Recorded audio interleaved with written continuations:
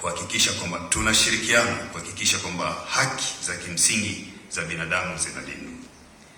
Na tukaona tumechoka kuangalia mambo ya peace and security, lakini kuna mambo ya biashara, wafanyi biashara na communities, na huwa saa nyingine kuna migongano baina yao, na ndio pale Haki Afrika ikaweza kushirikiana na private sector.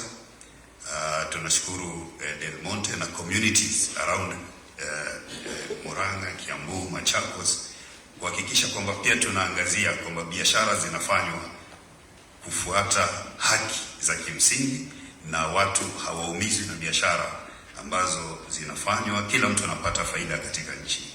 Ndio sababu na sisi tukaanzisha social justice centers kuhakikisha kwamba haki zinadumishwa. Mnajua juzi tulikuwa na maandamano makubwa ambao vijana wetu waliumia, na sisi tulipiga kelele sana, lakini tunashukuru serikali ilikubali na ikasema itawapatia ridhaa wale ambao wameumizwa na wameanza kufanya hivyo. Challenges hazikosekani, lakini kuonyesha kwamba serikali imesikiza na ikafanya ni kuonyesha kwamba tunaenda mahali pazuri mbeleni. Kwa hiyo ni salamu nataka kuambia serikali iendelee kusikiza wananchi, iendelee kusikiza civil society organization ili haki idumishwe.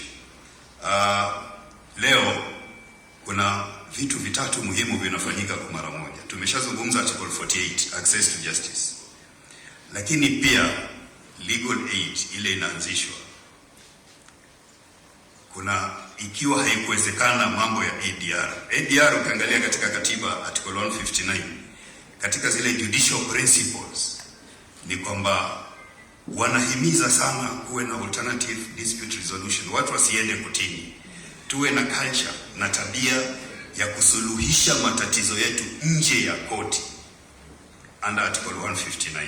Na hiyo ndio vile department imeweka mkazo kuhakikisha tunafanya hivyo. Lakini ikiwa imeshindikana, ni lazima twende kotini. Hata hii department haiwaachi hapo, iko tayari kuwapatia mawakili, kwa sababu mawakili, mimi ni wakili, ninajua how expensive it is kwenda kwa wakili.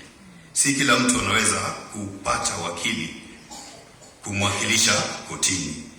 Serikali imejitolea na wameanzisha kitengo, wamepitisha sheria kuhakikisha kwamba ikiwa huwezi ku-afford an advocate, wao wako tayari kukusimamia ili upate haki. Tafadhali tuwapongeze.